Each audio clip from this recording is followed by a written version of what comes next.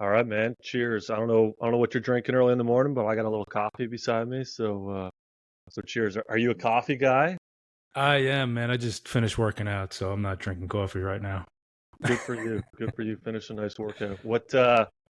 Take me through your workout. What'd you do today? Oh man, we're actually doing a challenge. It's called Physique Freak. So it's a fitness challenge, 90-day challenge inside of my private men's community, the Fraternity of Excellence. Right. And we have two teams. It's a first team challenge. So right now with me, I'm just trying to lose a little weight, get a little more tone, a little shredded. That's the goal because we do before and after photos, Nice. and the winner is whoever looks the best at the end of the 90 days. Nice. I like it. I like it. Yeah, I, it's I good. spoke to Zach Small last week, so it was cool just getting to like hear about the Fraternity of Excellence and kind of the mission behind it and everything. So it's neat that you're on this week and you know you're doing the 90-day challenge. How do you guys judge? Because this is something we tried to do, and then we were like, before and after photos. Like, who's gonna judge that? Do you guys just kind of are you guys all gonna judge that, or is it the wives, or do you No, get no, an definitely not the outside wives. person, We we to have judge? yeah, we have personal trainers. I actually have a bunch of personal trainers. So, well, personal trainers, and we have strongmen, guys who compete in strongman competitions. Sweet. So they get the honors, right? We pick three men to be the judges as far as guys who potentially have their stuff together, right? They're physically fit, they got six Yeah, packs, they're jacked, they're lifting heavy stuff, so they get to judge us. yeah, nice. That's So cool. it's good. They keep us I, accountable. yeah, dude, that's a huge thing, eh? Like, it's just accountability. I mean, it's just crazy that um, it's just crazy how important that is. So many people don't realize that. They're like, "Oh, I'm gonna stick to this routine," and then they don't. They're going through this cycle of starting and failing, and then starting and failing, and they just cycle on it. And honestly, it's like you throw in accountability, and it's just a game changer for for what you're able to accomplish. Somebody else motivating you, whether it's like financially or competition, whatever it is, somebody else motivating you and just making sure that you're doing the thing. It's a game changer. It is, man. I would say, life is a mental game more than anything. And it is definitely good to have people in your corner, in your circles who support you and hold you accountable. Um, and for me, that includes, being honest and being truthful. So to have, you don't want people who are just patting you on the back. You want people who are going to tell you the truth. People who are going to tell you, hey man, look, you have some things you need to get together. There's some demons you need to conquer, right? Some dragons you need to Mhm. slay. Um, and it's not from a place of contempt or anger. It's you're telling people what they need to hear, and that's what's unique about the fraternity, right? There's over 130 men in there, and we're not holding hands singing kumbaya. We're really working on accountability, and we're Yeah. being consistent, right? That's the main thing. So um, all the good habits that I have in my life that have brought me to being physically fit, to becoming a better dad, to becoming financially free. It's just habits that I've adapted and been consistent for the last 20 years. I'm 46, and things just don't happen in the blink of an eye or snap of a finger. You really have to go out and you have to do work. You have to be consistent. Hmm. Yeah, it's interesting. I was just talking with a bunch of family members a couple days ago. We were debating the whole like tough love. When do you tell someone that, like, let's use weight, right? Somebody puts on 10 pounds. When do you tell someone that, hey, you know what? Maybe you're not in the best shape that you could be. Like, when does it become an issue of I should probably say something now versus, you know what? It's I don't want to hurt their feelings. Like, maybe they're stressed or whatever, so maybe I'll say nothing. And it's an interesting debate. One of the people I was talking with, he said he's got a friend over in Europe, and he said it's a totally different culture where if you're a young guy, like not young guy, but if you're, under 50, right? Decent, good shape. They said there'll be, 70-year-old women, and if you've got like a couple extra pounds on, they'll just kind of grab like your love handles, I would say, like your side, and just be like, you're too heavy. You're too heavy for your age. And he said it. So his friend was telling him, he's like, it's not a rude thing. It's just that this is someone who's just saying, hey, you're a young guy. You shouldn't be overweight. Like you should be in shape. And he said it's just a different culture. So we were just kind of debating that. I was laughing because if like someone has a salad, they've got something stuck on their teeth. It's happened Yeah. to everybody. And how frustrating is it to have to you be the one that there's like a poppy seed stuck in your mouth, and you'll be talking to people and nobody says anything. And then you go to the washroom, whatever, you see in the mirror, and you're like, how long have I had that on? How long has that been in my teeth for? And why has nobody said anything? And so we were just debating, not debating, just discussing the, tough love, accountability. When do you tell someone, or when do you suggest something, or when do you make a comment that, is in their best interest, and how do you walk that line? So I like how you just brought that up with like, it's not kumbaya with the fraternity of excellence. It's just guys holding each other accountable and striving to be, physically in shape. And I think you said financially free, good dads, good Yeah. husbands. That's just really cool. Well, I would say the question, right? When do you have the tough love or hold people accountable? Um, the fraternity is a group of grown men, so there's no holding back, right? We're all adults, we're all men. We expect that if we're coming into the Mhm. group, we're going to be held accountable. It's a standard. Where I take a different approach is with my parenting. So I talk a lot about peaceful parenting, and I believe with children, right? I don't believe in the concept of tough love. I think tough love is damaging because there's love as a parent. As a Right. father, we need to love our kids unconditionally. And I think when they're young and we bring them into our welcoming arms, and we're not harsh, we don't criticize, right? We don't shame them, but what we do is we cultivate and build resilience in them. So then when they become grown men, they're not acting like immature children. They can take criticism. They can Right. understand that, hey, look, this person cares about me. So they're going to tell me the truth because it was built prior. And I think that's a lot of what we see in society now. You see men who are broken, who are have childhood wounds that they have not resolved. They don't know anything about finance or money. They're out of shape, unhealthy, obese, have diabetes. They're in broken or dysfunctional marriages, and people are like, well, it's because they had easy childhood, or they weren't, their parents weren't hard on them enough. I say it's the exact opposite, right? If you look at statistics and you understand how kids are raised in this country, but especially the whole world, kids are continually, repetitively beaten. They're hit, Hmm. they're screamed at, they're punished. Punishment is like the number one go-to in child rearing, like how we raise our kids. So as adults, as fathers, as mothers, we say when our kids don't listen, when they disobey, we're going to punish them. We're going to do something that causes them pain, whether it's emotional harm, physical pain. And then when society evolves and everybody allows the authorities to control them, we say, how the hell did this happen? Right? Where does this come from? So it's mind-boggling to me, how we put ourselves in these spots.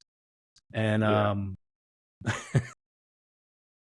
I know Yeah. I went off a little bit on a rant there. You had No, me I, going. I love it. So I was reading your blog, and do you mind if I read just like two sentences kind of what you wrote? Because I was just going through it. I think it was one of your first blog posts. Um, but it was just cool because I I hadn't seen someone really identify this before. Is it all right if I just read it? Just two sentences? Absolutely. Yeah. So you said, in an attempt to help prevent my children from experience all the dysfunction and pain I was seeing in the world, I knew I needed to start with basic principles like no hitting, no spanking, and no punishing.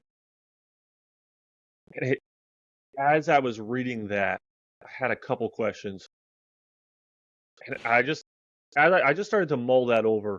But what was it about like the dysfunction, pain in the world? Why is it that you identified that? Like just what led you to identify and say, I'm not going to do this so that my kids don't experience that pain? What was it that motivated you to become a peaceful father? Yeah, that's a good question. I would say it goes back to not ignoring the truth, right? Pulling back the curtain and getting away from the illusions that I was raised in, and most of us were raised in. Um, During childhood, right when I grew up, I would say it was a lot more, let's say, less controlled time. Like kids ran free, they went wild. Hmm. But at the same time, my experience, um, and this was probably 99% of the time, is kids were mistreated. They were everybody in my neighborhood. They were beaten. They were hit. They were eating bars of soap. They were punished for months at a time, not allowed out. Um, Parents were physically striking them. And I grew up in a different home. My parents didn't choose to do that.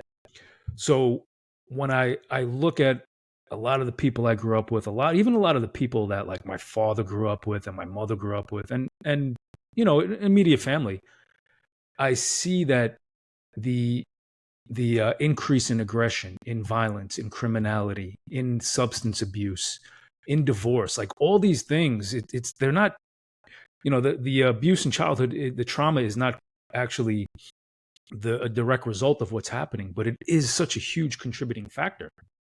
Hmm. And again, some of it is my experiences, but some of it is a lot of what I studied. So I looked at the world and I said, this isn't how it's supposed to be. And I became a dad a month after I turned 20, and I started to question things. And I was like, why do all the men who I'm around, nobody really enjoys being a dad, right? It's a burden. Yeah, And the same thing could be said about men who are married. Like, why does everybody have a nagging wife? Why do they? And when I say everybody, I'm just talking about the majority of people I spoke to. for sure. Yeah. So, like, when I run into guys like Zach, it's amazing, right? He starts like, "Oh, my marriage is great. We continually work on it. I'm trying to be a better dad." And I'm like, "Where are more people like you? How do I Mm. get more of these men into my circle?" And that's exactly what happened. Yeah. The comments you make just about, people hating, like they have a kid and then all of a sudden it just is it's so easy to complain about having a kid. I was speaking with a guy last year. He had a son and a daughter, and you could tell he was like, they were both great athletes. He was a big athlete, so he was proud of them. And he would speak like, "Oh, they're such great athletes." But every time he spoke about them, it was just, "I can't wait till they leave the house. I can't wait till they get to university." And if he got a couple drinks in him, like it's one of those things of like, is it the joke becomes his reality, if that makes sense. And he would make comments, and it would just almost suddenly be like, why did you have them in the first place if you just hate them so much? And maybe you don't hate them. Maybe you're just, doing it to be cool or doing it because you're socially awkward and you have to have something to say. But it's like, dude, like you speak about them sometimes as if you're so proud, and then other times it's just, I can't wait till I get my freedom back. It was one of those moments where I just looked at him and in my head, I was like, I don't want to be like that. I don't want to complain about my kids. Now, that's not to say I'm perfect, right? I'm human, so there are still times, right, where I will, but I always try to catch myself as quickly as possible of just like, yeah, it's just one of those things that I think what you speak becomes your reality. So if you're constantly complaining and you're constantly negative, then that's going to affect your life. If you're constantly saying that your kids are awful or that you hate them, then eventually that's just going to happen and that's going to become the reality.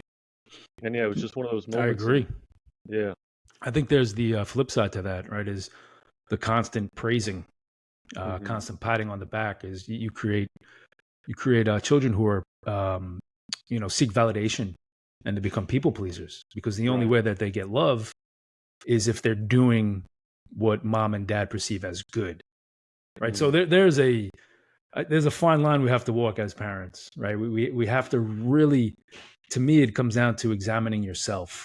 Um, and that's a tough lesson, right? It's hard to look at yourself and say, is what I'm doing effective? Is it optimal? Am I really doing the work? Am I being my best self, or am I making excuses? Am I resorting back to traumas? Am I not facing things because it's painful? And I think once you go down that path and you understand, man, that parenting is such a gift, right? Being a dad, being able to have life and be responsible for it, being in a position where you have to guide your kids, and the benchmark of success isn't how much money they make or how cool they are. It's if they're genuinely happy, if they have meaning and purpose, and if they're not stressed out and constantly under anxiety, and not able to overcome challenges, right? I want my kids to be set up where um, they understand life has its ups and downs, right? It's not going to all be great, but it also doesn't have to be all dark, Yeah. right? That there's a balance that we need to find, and I think when you focus too much on the highs and the lows, you become very sensitive to life as opposed to enjoying it and just going through it. So I take a very stoic approach to that in my parenting, where if my kids perform, let's say, bad, it doesn't affect me. If they perform well, it doesn't affect me. Right. They're just living their life, Hmm. right? What matters more to me is, are they taking care of themselves? Are they treating other people with kindness and respect? Are they assertive? Are they sticking up for themselves? Are they confident? Like, those are the principles and the qualities that I want my kids to carry them through life. I don't care about anything else. I don't care who they vote for. I don't care what religion they follow. I don't care what all the other distractions are. I want them to be centered on the principles that they live by. Right. Right. What Going back, like you said, you were raised different from everybody else. What was it about your parents and how you were raised that led you into this? Because this is something that not a lot of people speak or say the things that you're saying right now. Right where it's people always say, "Oh, I want my kids to be, good. I want them to be good and respectful." But a lot of the times whether they mean it or not, their actions might not reflect the words that they're saying. So what was it about your parents, the way you were raised? Why was it different than, like you said, everybody else you grew up with? What was it something that your parents what flipped the switch for them, or yeah. Yeah, I mean, I honestly couldn't give you a definitive answer to that. I think it's like anything, right? It's the pain from the prior generations. There has to be a consciousness to minimize it, right? Mm, Like, my grandfather had to be like, you know what? I was beaten or I was neglected as a child. Like, man, I don't want my kid to go through that. So there has to be some empathy. Like, right. your brains, the brain development has to withstand a little bit more than previous generations. And I think that the misconception is, like, we as parents, we're like, we have to be stricter, we have to be harder. That just breaks us down more. I mean, this is evident in, like, PTSD with combat soldiers, right? The more pressure they're under, the more evil they see. The For the majority of them, the worse it destroys them, right? They have post traumatic stress disorder. It's the same thing with children, right? We want If we want to raise kids who are confident and strong and resilient, we have to give them love. We have to. That's first and foremost. So I think, as my grandfather went through what he went, then that gets passed down to my father. So my father's in a position where he says, "Hey, man, I could wake up, right? I could choose not to hit my son Mm, because that is my flesh and blood. I love him. I'm going to try to raise him the best I can without violence because I know how much it hurt me." And that path continues, right? Where most of us, we don't even think. We're on autopilot. We're just like, oh, when I was bad, my dad hit me, so I'm going to hit my kid, right? right. Because that's what we do. And then that evolves into saying, when my son gets to be a teenager and he doesn't listen, I'm going to take his car away, or I'm going to take his phone away. So now, not only are we teaching our kids that aggression and violence solves problems, we're also teaching them that we can manipulate and control them, right? By Right. taking things that they like away. So then, and these are the big breaking points that I see in society of how easily the masses are controlled. They conform, they obey. not because it's the right thing to do, but because somebody's going to come get you. Somebody's going Right. to impose consequences. So that just makes me go a little crazy thinking about ideas like that. Yeah, that's very interesting. Just the fact, I mean, the past couple of years, just the turmoil in the world, you've really seen a lot of conformity, and just it just makes me think, right? Like just so much of whether it's this is what I'm supposed to do, so I'm just going to do it, or I don't want to do this, but I'm going to get in trouble, so I'm just going to do it. Like just so much, and it just kind of makes me, think back to something that again you wrote when I was reading. It was like your well-behaved child isn't always well-behaved because that's their nature. They've just learned that if they act a certain way, they won't get in trouble.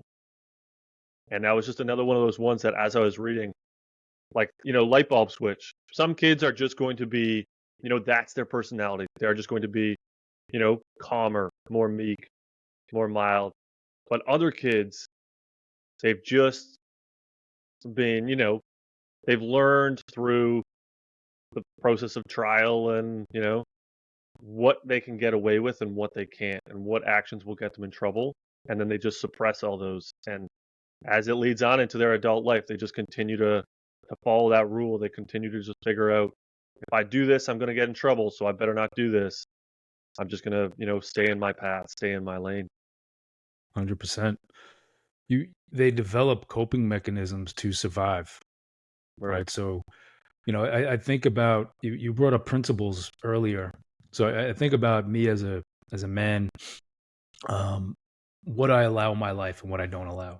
Right. I would never allow any of my people who are, who come into contact with me to resolve disputes with physical violence. It's never going to happen. If you approach me and you try to attack me because we disagree, you're out of my life, right? I'm going to defend myself and then you're out of my life. Right. So I take those principles, right? It's the non aggression principle. If my kids are acting out, misbehaving, not listening to me, it does not give me the right to physically strike them. Because otherwise, I'm a hypocrite and I don't believe that I'm not going to allow other people to assault me when they disagree or they don't listen. Hmm. So these are things that, I was talking about consistency before. These are things we have to apply in our life, right? We can't just say them. We have to have integrity. We have to say, if this is what I believe, this is how I live, even when nobody's looking, right? Even when I'm home alone and there's nobody there except for me and my son. And he's like, Dad, you're stupid. I don't want to do what you say. I don't want to clean up my room. I don't get to go over and grab him, to force him, to hit him. I don't even get to make him do what I want because I raise my voice, right? Because I'm Right. bigger and stronger. My job is to make him understand why the room needs to be cleaned, why he should listen to me because I'm a good guy. I'm his dad. I love him. And then I can't get that message, that mixed message, by saying, "Hey son, I love you, but come here." Right? This is Right. this is how much I Yeah. love you. Yeah. And then he's like, "Dad, why?" Well, because you didn't put the cap on the toothpaste, or you didn't eat all your broccoli. Whatever excuse you want to make Yeah. up. That's Yeah. those are a little extreme. Yeah.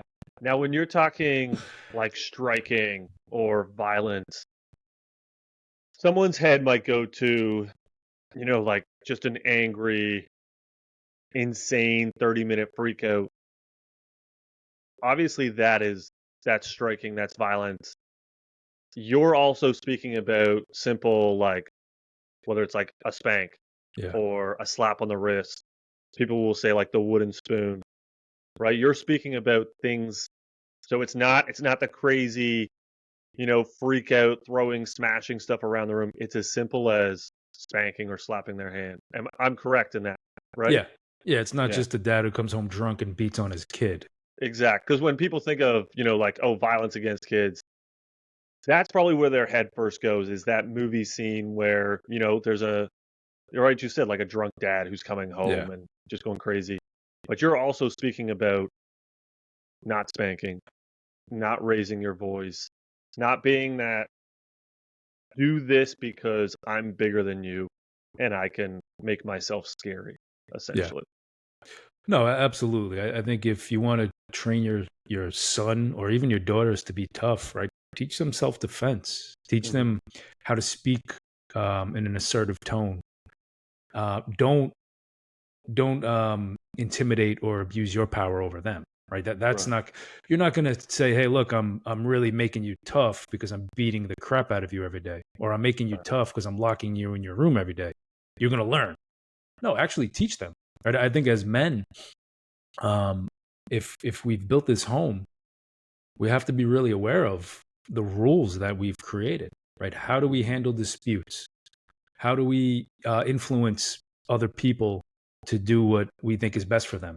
Right? Do we make our kids sit at the dinner table to finish their dinner, and they can't leave until they are, they can't get out from the table unless they're done with all their food? Or do we make suggestions? Do we try to negotiate and convince them why they need to eat the vegetables, why steak is good for them, right? They want to get strong. And if they don't do it, we don't have an adult temper tantrum. Like, we don't have an emotional attachment to it. We Right. say, okay, Yeah. you know what? Maybe he'll be hungry in a little bit. Let me put the food aside and we can heat it up. We have a microwave. It's cool. It's 2024, 23. So we can heat up the food. Or maybe he's not hungry. And then tomorrow morning, we have the same type of conversation, right? We're going to have some eggs. We're going to have some toast and things that are good for us and healthy, sausage. And over time, it's the consistency that builds the character, right? So Right. now your kid he's not creating a unhealthy attachment to food, to eating, right? I have 3 children. They're older. They're 26, 23, and going to be 18. We all sit down and still eat dinner as a family, right? My 2 oldest are moving out soon, I believe. Right. But we've been sitting down and eating as a family for 26 years. It's been priority, right? Hmm. It's like and I don't force my kids. I don't, when my kids come to the table and they're on their phone, I don't yell at them like, get off your phone. That's rude. I make sure that I'm more interesting or engaging than whatever they're looking at on their phone. And maybe sometimes I'm not, Right. but I don't allow what they're doing to disrupt me. My job is to bring them to the table and try to get the best out of them. Otherwise, I resort to yelling, I resort to shaming, and I try to control things that are out of my control, other human beings. Right. Right. Now, I imagine if you're, whether it's fraternity of excellence or speaking with people, um, practically, people probably have a lot of questions, right? What does Yeah, this look like in this situation? And I imagine one thing you mentioned at the start, right? Just it's the consistency and it takes time. And then you brought it up again right there with your kid and eating food. It's the steak. They might not eat it. We'll put it away. We'll have the same conversation when they get hungry. Or the next morning, we'll have the same conversation. Consistency and time. This approach, I imagine people want a quick, short, simple answer. instant Hey, what's gratification. this one little trick that I can do to my kid to all of a sudden, make them do what I want, but without yelling or without being violent? I'm assuming the answer is just patience, consistency, and just keep rolling. Am I correct in that? It just takes time. Yeah, I mean, how do you get the body that you want? How do you Yeah. create the the wealth that you want? Right? It takes time.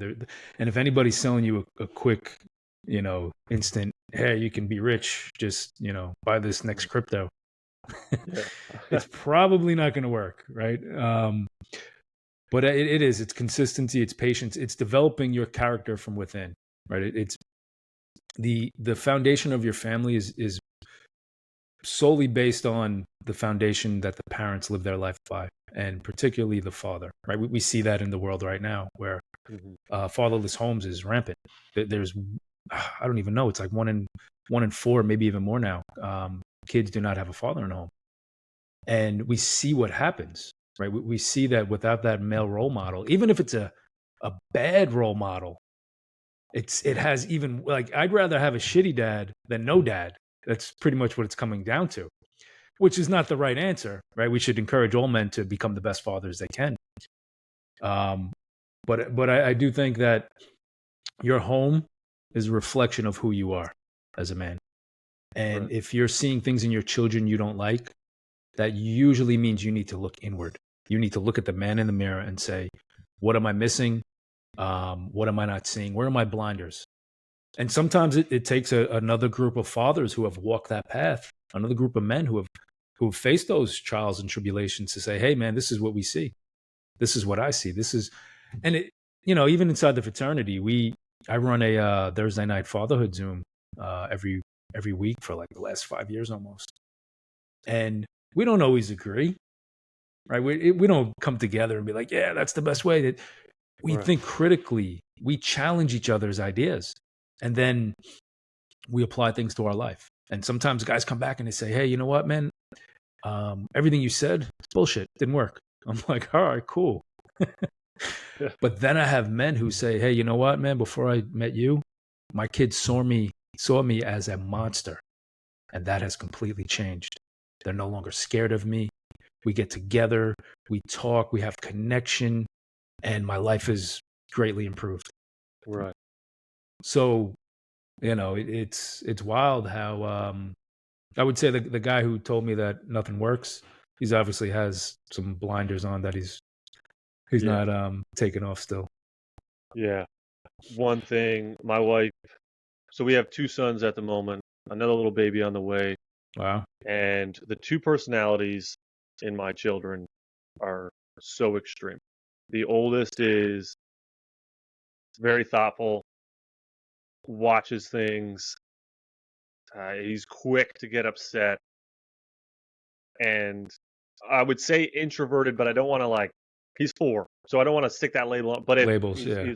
yeah, I don't want to stick that on him. But he's just much more quiet, much more thoughtful. Likes to do crafts versus I don't know, like just much quieter. And the youngest is 2, and he's just like a little firecracker.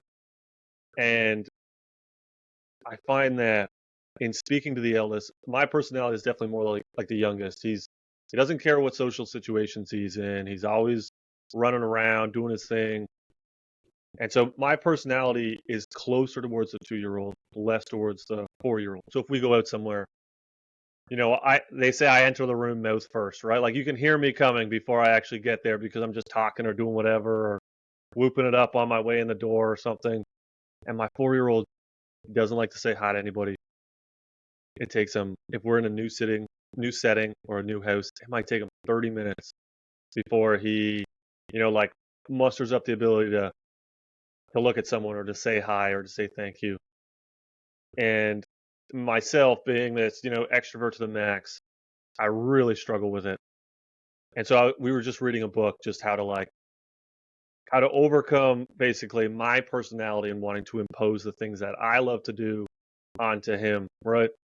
And one of the things that I noticed was I don't yell. I don't think that I yell, but because I'm an adult, I'm 6'2", I'm way bigger than him. I realize that if I speak even like a little bit more stern, he's probably interpreting it as yelling. And my wife will say like, that seemed like yelling. And to me, I was like, no, I'm just kind of like, I'm just speaking, or maybe I was a little impatient. So I've started to whisper almost when I speak to him. And it's not like a crazy whisper, but I'll just make sure that I'm really going calm, really going slow. And I see a change. I see a change with how he responds to it. But it's definitely something that, to me, I don't think before, I never thought I was yelling or speaking harshly. It was just me talking to my son. You should have done this. And I could say it in that way. And to me, I'm just like, oh, that's just a stern voice. But to him, he might freak out. And my wife would be like, he probably thinks you're yelling at him. So I've really started to speak to him, next time, and I'll lower my voice, try to get super calm. And it feels very forced to me. But it's one of those things that after doing it for about a week, like I see the difference in how he responds. Maybe he doesn't do it right away. I'm not too worried about that, but just how he listens and again, like you said, isn't isn't as fearful. He's probably still fearful because I don't know, I guess. But hopefully he isn't as fearful. And it's just one of those things that, again, it was like you said, I had to look inward and say, all right, this is something that I've got to change. It's not that he's got to, be braver when facing adversity because I'm 10 times his size. I'm way bigger than he is. It's like this is something I've got to change because I want to make sure that he's responding. So I need to go. It was just one of those moments of, That's awesome. It's a good story. yeah, gotta, yeah, gotta. But it's tough. It's tough, like you You got said. to look at yourself. Yeah, Yeah, and I when, think there's so many lessons in that. Right? You not only are you becoming more aware and bringing the subconscious to the conscious, you're changing your behaviors based on because you want to be a good dad, right? Not so much what's best for him, but some of it has to do with you, right? I want to be a good dad. I want to be able to talk to my kid, and then you start to care what other people think, right? And I'm not saying other people, your family, your son, right? I don't care what other people think. I care what my yeah, kids think about me. yeah, And I think you've with how you've changed and just making that little shift is you're learning or you're learning and you're also teaching adaptability, right? That sometimes we need to make changes in life. When things aren't working, we need to make that shift. We need to pivot and we need to find better ways that are more effective.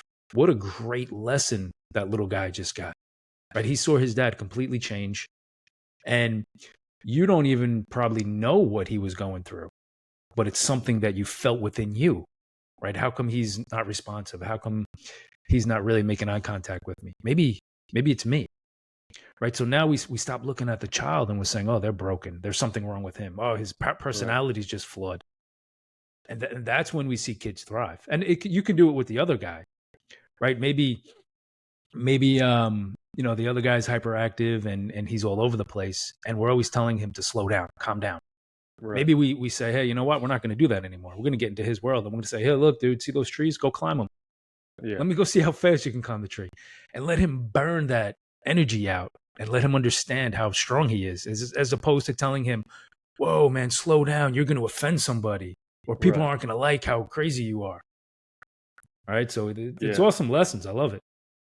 It's another example of just how, yeah, just how hard it is to change, why it's necessary to change, and then just how you kind of start to become, hopefully, I mean, a better person, right? Like through raising children and all that sort of thing. It's one of those crazy examples. Yeah. And that's why, that's why you have to share the stories, Yeah. because unfortunately, there are still men who have grown up in those environments. Um, they're in their 20s, 30s, 40s, 50s. And I see men who still struggle with these invisible chains from childhood. Mm, They literally do not know how to navigate conflict in a marriage. They don't know how to communicate with their child because they're still carrying these childhood wounds. Right? They're still carrying how they've been conditioned, who they told they're supposed to be. right. And it's a tough battle to overcome. I know it took me years, man. It took me years almost being isolated away from everybody. A lot of my friends, even my family, right? And pushing away, like moving away from people so I could start to understand without, let's say, the generational dysfunction clouding my vision.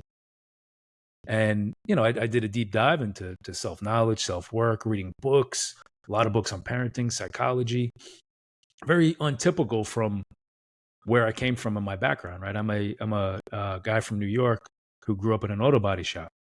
Right. Yeah. You would never think that that's the path I was going to take. I never did, right? Hmm. But somehow I'm here. That's really cool. It's really neat that, like, you were just able, like you say, like, guy from New York, auto body shop. If somebody sees you probably at like 10 years old, they don't see this in your future, right? They might not project this out for you.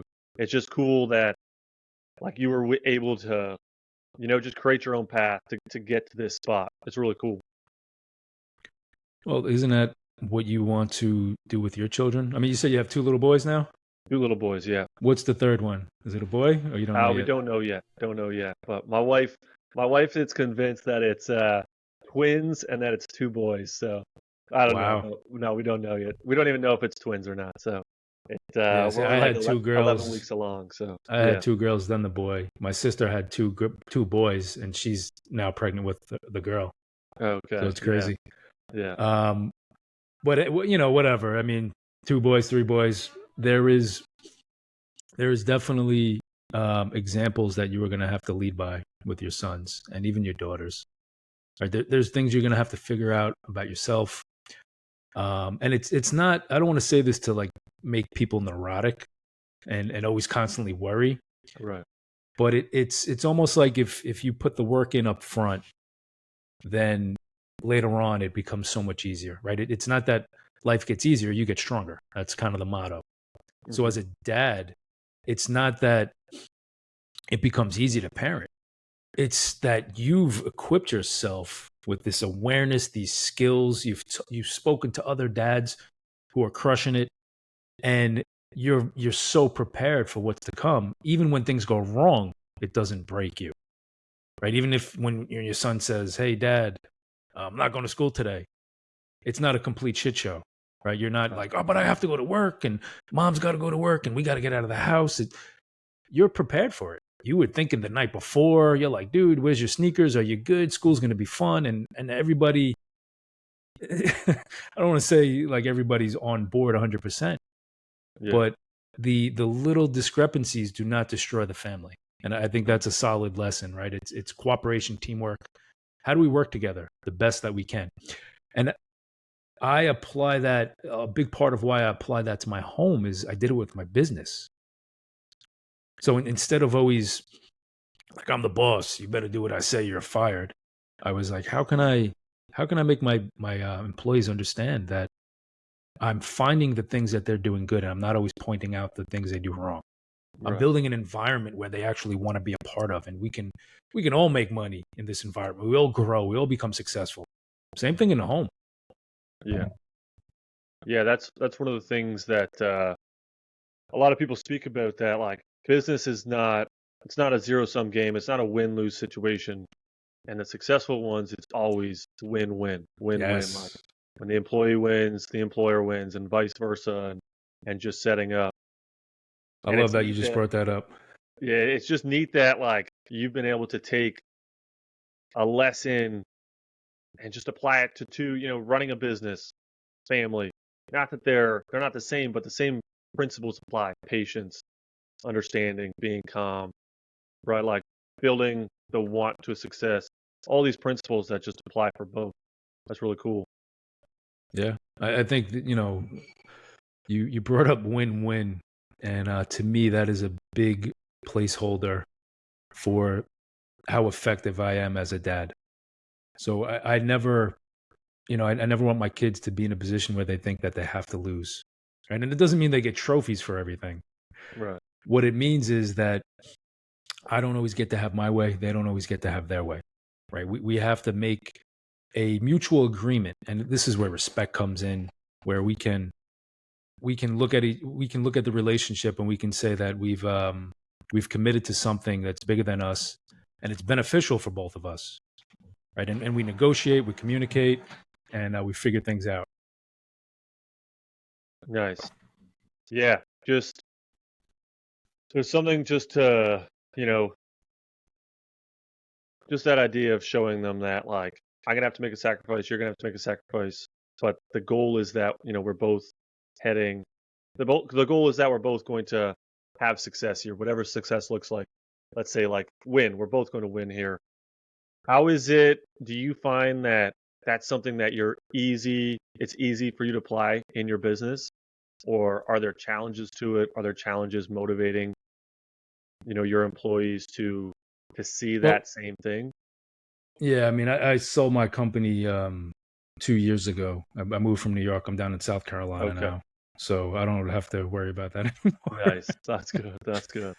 um, but no, I mean, it's a good question, right? So I think with whether it's business or family, it's a great lesson, or it's a great skill set to have to be able to not position yourself to always win over somebody else, right? So healthy relationship to me is where I get what I want out of it, and my child or even my wife gets what she wants out of it, right? And nobody has to lose for me to get what I want or for her to get what she wants, right? We can both agree that um, what we're doing and how we're going about it is for the benefit of both of us. Right. And I don't think a lot of people are raised in that environment, right? You look at what goes on now. You turn on the news and they're like, oh, the 1%, the greedy capitalists, the government is printing money. Warren Buffett's, or Warren Buffett, Steve Jobs, not Steve Jobs, Bill Gates, they're taking over the world. Like all these Yeah. rich people, you have to be, be afraid of them.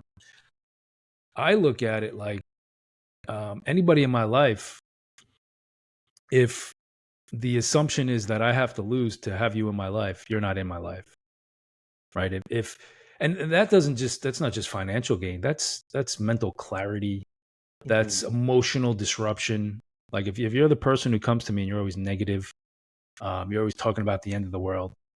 I'm gonna not be a part of that, right? Because it's a loss for me. Right. And Yeah. I'm gonna let you know, like, hey, dude, if this has to work, man, we need to figure out why you're so there's so much gloom. There's a black cloud following you.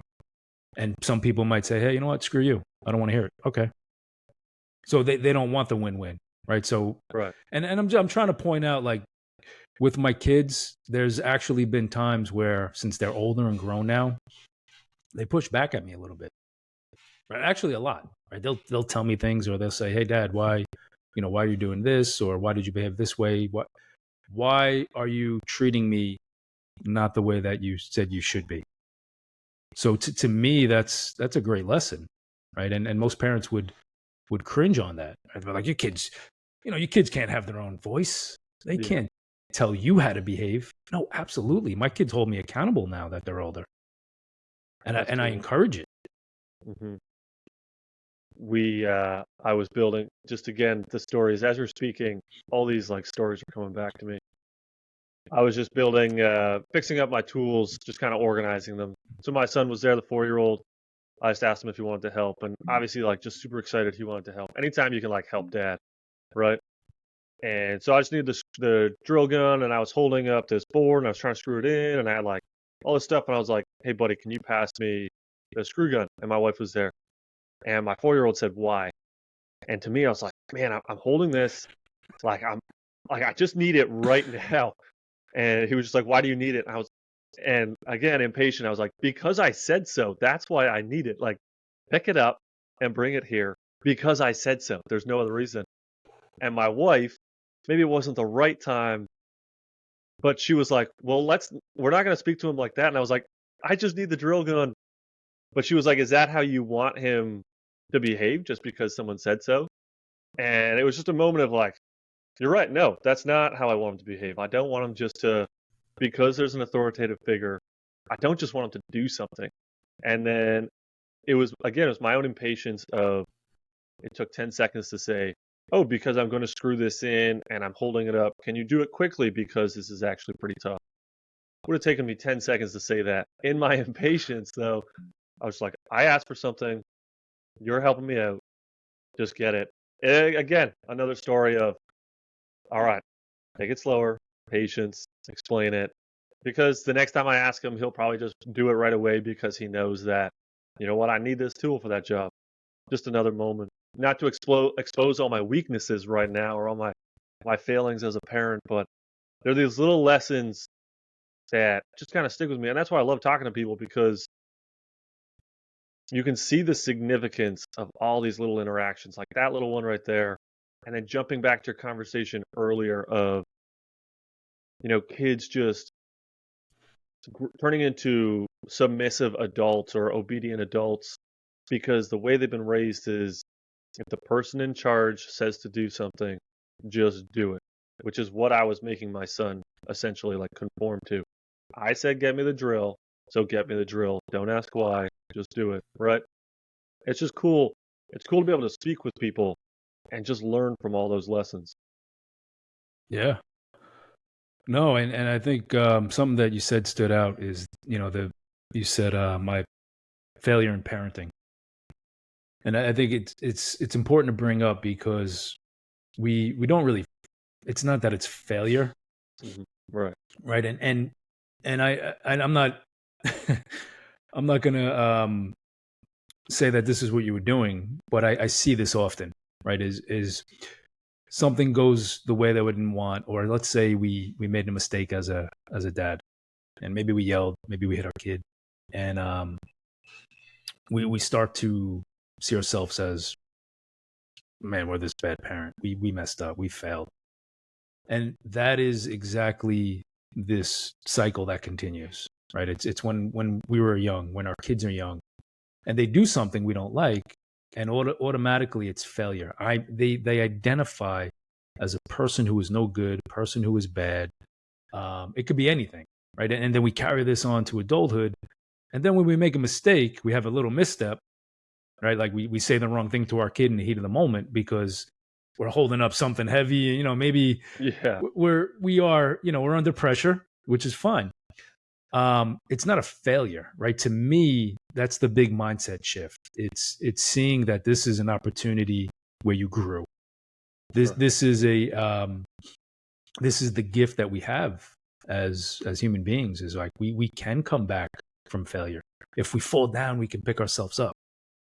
And that's, to me, that's, if we could implement that somehow more into our parenting with our kids, right? Every time they don't listen, every time they get a bad grade on their report card, every time they're 10 minutes late or a half hour late, we're not having them identify as a child that's broken or damaged or disobedient or just not good, right? Hmm. That's bad. And just say, hey, you screwed up. What do we have to do better next time? And you know what? They might not get it next time. It might take 2, 3, 4, it might take 10 times. And there is nothing wrong with that because, like you said before, your two sons are so different. Each of them are going to learn different. Right? It's like saying all three of my kids should walk when they turn 10 months old. And if it doesn't happen, there's something wrong with Right. them. Yeah. We know better now, man. Yeah. So it's the same lesson as far as developing their personality and how they see themselves. I think that's really important. And that's something that took me years to overcome, right? Is to be able to look at that man in the mirror and be like, hey man, I'm gonna be okay. I'm a bad motherfucker. Nobody's gonna stop me. And I believed it, right? You could say it and not believe it, Hmm. but it becomes a mantra, right? It becomes your inner voice where you understand that there is nothing holding you back but yourself. It's not my dad holding me back. It's not a former boss holding me back. It's not a ex-wife. It's not a friend who bullied me in high school. The only thing is holding me back is myself. And when you can overcome that, that's another thing you pass down to your kids. Right. But it's the way they see themselves is so important. Yeah. That's powerful. That's really deep. What are your What are your thoughts on schooling then? Because so this is one that I've been like playing around with in my head. But what's your thought on school system, the way it is, 2023? So I'll give you some background. I was a teacher for 6 years, Whoa. and as of a few months ago, I am no longer teaching, which I am extremely grateful for. A lot of the things you're saying right now don't always align with things that happen in school. So I'm just curious, what are your thoughts just in terms of like modern day classroom 2023? I'm in Canada, so maybe our school's a bit different if Yeah. North Carolina. But yeah, what are your kind of thoughts on that? So I think with the current education system, I don't agree with any um, form of government, right? I don't think government should be involved in education. I think it should be private enterprise, Right. capitalism, free markets, right? We Yeah. to get the best product, just like cell phones, TVs, right? We need competition. We need companies to invest and put 100%. out the best service, best product. It's what I learned in business. When I was in business, it wasn't like, give me all your money. I don't care what happens. It was like, hey, how can I be a better, provide better service? How can I have better quality? How can we Yeah. make this the best for you? So with school and with my kids, my thoughts were that I mean, my kids are older, so there's a I guess a big changing the zeitgeist of the world right now. For On sure. Yeah. there's more people like, oh, get your kids out of school, homeschool, and I get that, and I 100% support it. Yeah. Yeah. I would like to see private schools more, like get rid of government schools, and um, I think that would probably be the best. Like it would be communities of how adults congregate, right? It put kids Right. in areas where they want to go, that we pay for, that parents pay for, they have control, and we'll see how that works, right? If you want to do a Christian school over here, if you want to have your anarchists over there, whatever, let people put their money where they want. Yeah. Yeah. But with my kids, I never worried about they all went to public school, and I never worried about that they were going to be influenced or their minds would be overcome by this stuff that we see today. Right. And I attribute a lot of that to how me and my wife raised them. Right, we raised them to think critically, to push back, to have autonomy, right, to not let teachers influence them, because we weren't treating them that way. So if my daughter went to school and the teacher was like, hey, you have to believe this or you're going to get an F in the class, she was like, what the hell, this isn't right. i'm Right. I'm not supposed to let this is how this goes down, because it doesn't happen in my home. But if she was in my home and I raised her with saying, hey, look, if you don't do your homework, you don't clean the kitchen, you're not going out tonight, I'm taking your phone away, you're not playing video games, you get no dessert, she's going to normalize emotional abuse, manipulation. She's going to Right. be like, oh, this, she goes into school and the teacher's like, hey, look, you have to read this book about how to do inappropriate sexual acts to this type of person. And this is what we're doing. She's going to be like, oh, okay, I have to do it, or otherwise there's going to be consequences. Right. Yeah.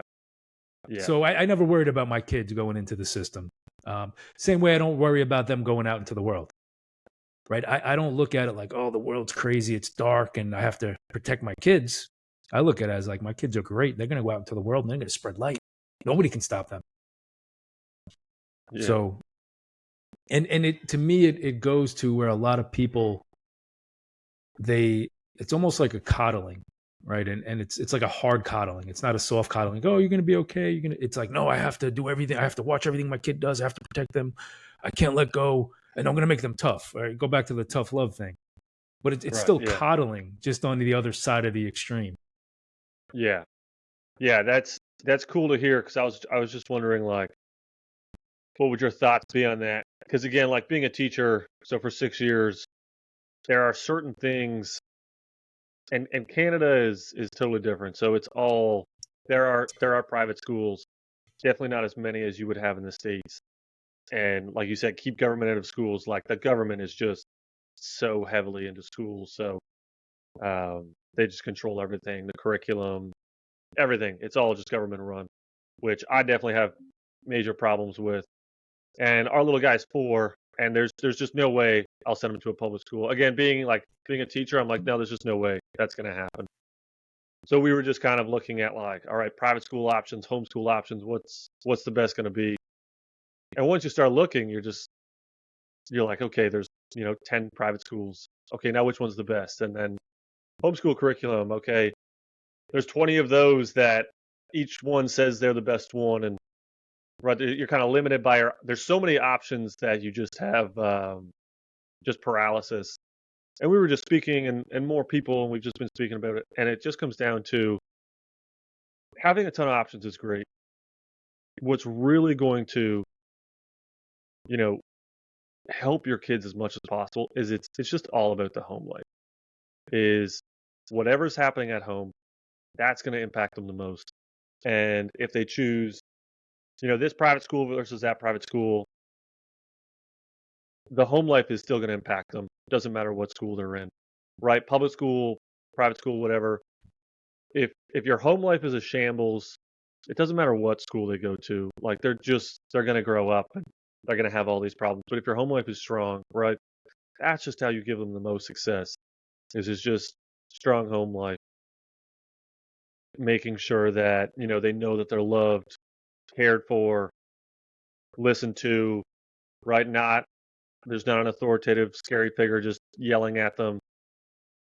That's what's most powerful. So I liked just hearing your perspective on that, because I imagined you would have an opinion on it. So and it's something that being a teacher for a few years weighs on my mind Do because you plan on homeschooling, or are you gonna? I think right now we'll probably wait a little bit. Just again, like I said, my eldest is much quieter, so we'll probably do homeschooling till maybe like grade 3, 4, and then there's a really good private school. Yeah, I'm Catholic, and yeah, so there's a good private Catholic school that we know a lot of people that go to. So we'll uh, we'll probably eventually we see our kids going there. I think there's a lot to be said in terms of if the school is aligned with a lot of the same values, and then there's a social aspect of it too. Again, I love playing sports, and my kids love to play sports. And if you're homeschooled, you just don't have that option, right? I can't be a football team, right? But if school sports are available, I think that's so important. You just learn so much yeah, you playing actually sports, can and because we looked into that with my son. He plays lacrosse, and he wanted to go to public school. He didn't want to go to private because he wanted to be on the lacrosse team. right, But we looked into it, and there are ways where you can get on the school teams if you don't go to the school.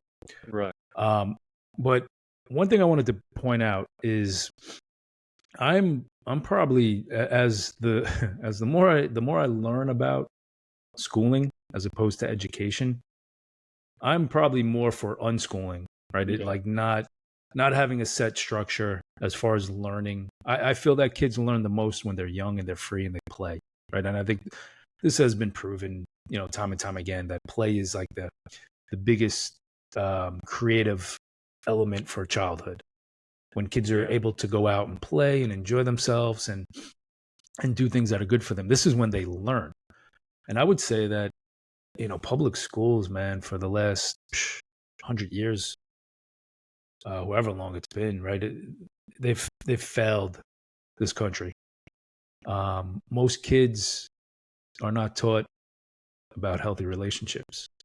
Most kids are not taught about um, about finance, about how the world works, right? About the Federal Reserve and inflation and printing money. They're not talk about they're not taught about how to eat the right foods, what real nutrition looks like. And I just base this on from the poverty levels, the obesity levels, the divorce rates. I mean, it's insane if you think about it. yeah, We put them in this system that's really not, there's no benefit.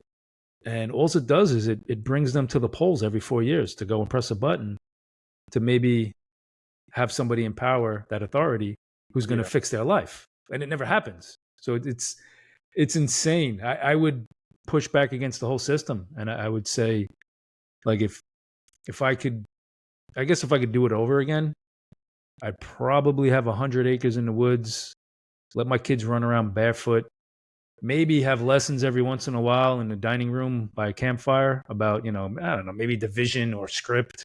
I, right. I Sounds wouldn't. awesome. And, it might sound weird to people, but I think that we are a society that suffers from mass hypnosis, from anxiety, from stress, from a lot of health issues related to the pressure of conforming to a sick society. Hmm. And I as I get older and I understand more about it, I want to remove myself from it further and further, Right. right? And I see it in my kids. Yeah. Yeah. So I actually grew up on a 100-acre farm, and we Nice. didn't farm it. There wasn't like hay, cattle, so we rented the land out. But mainly it was a hobby farm, and I definitely took it for granted as a kid. And now that I'm a parent and I see my own kids, we have a nice house in town. It's about 100,000 people in the city, so it's a decent sized city. But there are just certain things where it's when we go to my parents' farm, which is about 30-minute drive, like where I grew up. The boys are just they're outside. There's so much stuff to do. Even if they're just running around in circles, they do it for hours. And that's something that I'm working pretty hard to be able to say, like, maybe it's not 100 acres, but it's at least property, maybe 5 acres, maybe 10 acres, something that they can just have freedom to just go outside and, like you said, creative play, run around, climb a tree, build a fort. Because that's how I grew up. Was there's 100 acres, you're 8 years old, it's the morning. Uh, we'll ring the bell for lunch. So if you want lunch, like run back in and then just have fun. And it would be me, my siblings, like friends, whoever. And you just go out and you just run around. And Yeah. you'd like, in your head, you'd be, soldiers fighting whoever, or you'd be building a fort, or, right? You just make up games. It was just so much fun, though. So, what do you think about the people who say, when I was younger, we were always outside, we were playing, we were climbing trees, we were playing sports, and now kids these days, they're indoors, they're on their phone, they're playing video games, they never come outside. What do you think about that transition? If I could ask you a question. Right. Like, just what happened, do you mean? Like, how did that transition happen? Or Yeah, just in because general? I totally I can relate to what you said. Right, when I was young, we would go outside, we would play baseball at the dead end, we would climb trees, we would find wooden nails and hammers, probably steal Right. them from somewhere, and we built forts in the tree. Yeah. We were always doing something, and we would get into fights, we would disagreements, right? We would have Yeah. conflict Yeah. resolution amongst our peers, and there were no involved parents.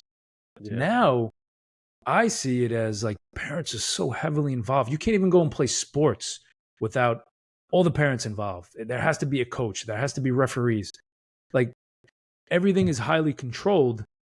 And I think that's made kids get out of that natural spirit or instinct Yeah. that things should be fun. So I think Yeah. that's, to me, that's a big part of the reason why you don't see kids running around in the streets anymore. It's not because the kids are stupid and lazy and fat. It's because the parents are neurotic, over controlling, and I don't know, broken. Yeah. It's very interesting. I remember as like, again, teaching, right? When I graduated teachers college, I was 24, but I was looked to as like this, like I had all the answers on how to raise kids. I remember one parent came to me and his daughter was 7. And he was like, I can't get my daughter to go for a walk. She just wants to stay in the basement on her phone. He's like, what do you suggest I should do? And me as a 24-year-old, I didn't really know how to say it, but I just wanted to say, like, why does your 7-year-old have a phone? Why doesn't she want to go for walks? Like what is it about her phone? Well, one, I probably just wouldn't let her have a phone at 7 years old. That just doesn't seem like a good idea. And then two, I was like, what is it about why doesn't she want to go for a walk with you? What do you mean? It was just such a foreign concept to me because at 24, I was like, you're a parent. You should just parent her and tell her to come for a walk with you. And you know what? She'll probably listen. And I guess not peaceful parenting, but I was like, you could just take away her phone or just not let her have one. It was just such a foreign concept. It was one of those questions where I was like, I don't understand who's in charge here. Is it your 7-year-old or is it you? Yeah. And I guess, yeah, it just baffled me. But it's one of those, again, one of those things that's always stuck with me. Of my 7-year-old doesn't, we can't get her to go for a walk. It wasn't, every night. It was just she never comes for a walk, and it just Yeah, stuck I with me. think I think we create consequences that are unintended. Meaning every interaction you have with your children, it's either building the relationship or it's pushing it apart. So of course, how you talk to them, taking their personal property away, things like that, it builds up over time. Hmm. And so many of the parents I speak to who talk about like, oh no, kids need consequences these days. That's why they're soft. That's why they don't listen. They don't want to work. They have it easy. I don't agree with that. I think that that's just an excuse to mistreat somebody because you don't know how to parent. You don't know how to Right. actually apply parenting skills and techniques that are effective. So you make excuses and you say, I can mistreat these kids. The unfortunate thing, they claim that kids need consequences. Most of the people, if you go back 20, 30 years, into the future, they're not the consequence is their kid is not going to want to talk to them. They're not going to want to have a relationship Yeah. because of how they were treated. And I don't say this as like a prediction. I say it because I see what happens. I've seen it. And sometimes these grown children, right? They're adults now. They do talk to their parents, but when you're around them and like the parents call and they're like, "Oh man, I don't want to answer this. I don't want to." Like, there's always issues, right? It's never like, "Oh man, my dad's calling. Cool, I want to talk to him. This Right. is going to Yeah. be good." So it's what I see. It's what I've seen.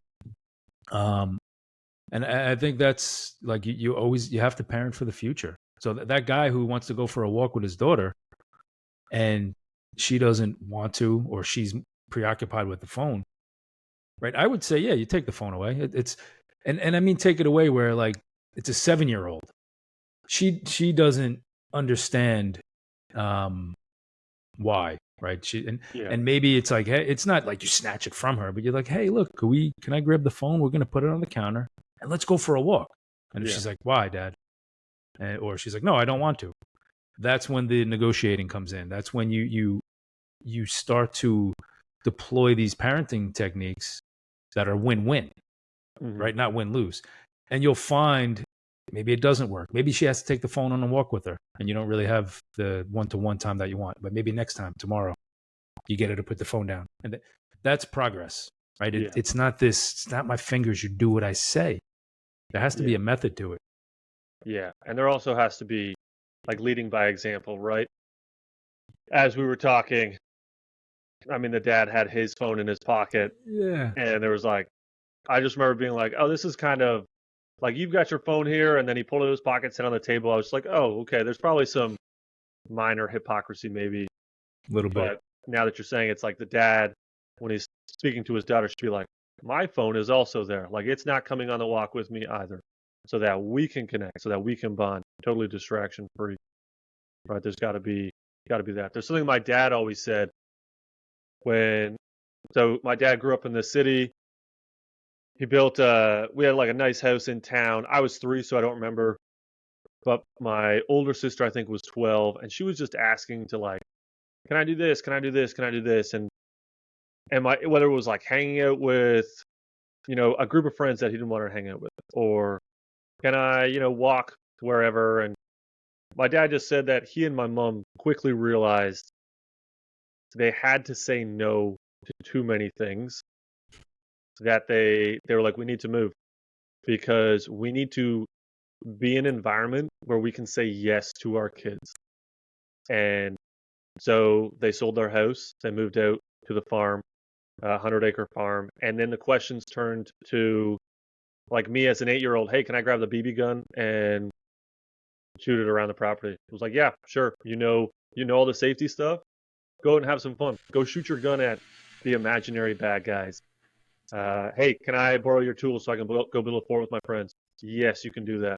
And then as we got older, right, 14, it was like, hey, can I drive the farm vehicle around just for fun? Like, yeah, you can do that. All the questions changed to become yes questions, questions that in my head, like I didn't want to go down and hang out at the mall just to hang out. It just wasn't something that crossed my mind at 14 because it was like, I'd rather just be running around or driving a truck on my property or driving like whatever. And it just, he gave a talk, and that was one of the things he said. He's project out, and what do you want to say yes to? And then you need to change that environment. And if you're in the wrong environment, you're probably just going to have to move or do as much as you can to make sure that you're saying yes to your kids because the stuff that they want to do is the stuff that you see as being valuable and important. It was really cool talk, and one that definitely resonated. No, that's good. It's definitely right. So many parents get stuck into just saying no, no, no, no to everything because it's easy. You don't have to. Yeah. It's not a real answer. There's no explanation behind it. It's kind of like because I said so. And when you flip the script and you can say yes more, right? Hey, Dad, can I go climb that tree? He's like, instead of saying no, you can't. You say yes, you can, but first we're gonna go eat some breakfast, Yeah. right? So it's just rephrasing things to make kids understand how the world works. But I think also, you mentioned a lot of like nature, farm, shooting guns, driving cars, dirt bikes. Like I grew up driving four wheelers and dirt bikes. But there's also an element to this where we want our kids to read books. We want them to be interested in Hmm. literature and storytelling. So it's the same concept, right? It's just not the nature side of it, right? And if we're forcing them, right? If we're pushing all the kids into these concrete buildings and saying you have to read this book, of course they're not going to like it. They're not going to want to do it, Yeah. right? You have to tap into the curiosity. There has to be creativity, and I think you only get that with children when they're free. Like, Right. do you want to read this book? No, I hate that book. Okay, what book do you want to read? I don't want to read any books. I want to go play with the tadpoles. Okay. Next day, what book do you want to read today? Right. And you keep getting the reps in and you do it over and over. And then maybe you get the young guy. You said your little guy's a little more rambunctious. Maybe he Yeah. calms down one day and he sits down and reads a book with you. And he's like, wow, Dad, that book was great. Yeah. That story is awesome. Like, they don't know until they know. So I think you said it before, man, patience, being calm, those are virtues. And I think more men need to possess them because we'll have more sons who grow up with those virtues. Right. Right. And think about, I think about how the world would change, how society would change if more men had patience, if they chose like their choosing of a wife to have kids with, they actually thought about it. They were patient with the process. Yeah. Um, Before they had kids, they had discussions about like what are we going to do, what's the best and healthiest ways. They were maybe they thought about money prior and they were a little financially more successful than working, a minimum wage job. Like that's how I see these things playing out, and it all turns back to the childhood and raising kids with patience. I even go as far as to say, um, these kids would not go and vote for people who are, starting wars and dropping bombs all over the world. They would be like, Right. why the hell do I want to be a part of that? I'm not giving you my tax dollars to Yeah. go kill people across the seas I don't even know. Yeah. What are we talking about here? Yeah. It would just, yeah. Yeah. I get that makes a lot. Just that disconnect, right? Violence, if it's just part of the norm, part of the everyday, the controlling figure saying do this and then they do it, right? If no one's experience is like that, then that just projects out to volumes. Yeah, Yeah, that's really cool. Well, I'll let you go. I really appreciate this. I try to keep it under an hour. I know you're a busy guy, but we went over. I just loved it that's too good, much. man. It was a Um, pleasure, Pat. Thanks for the talk.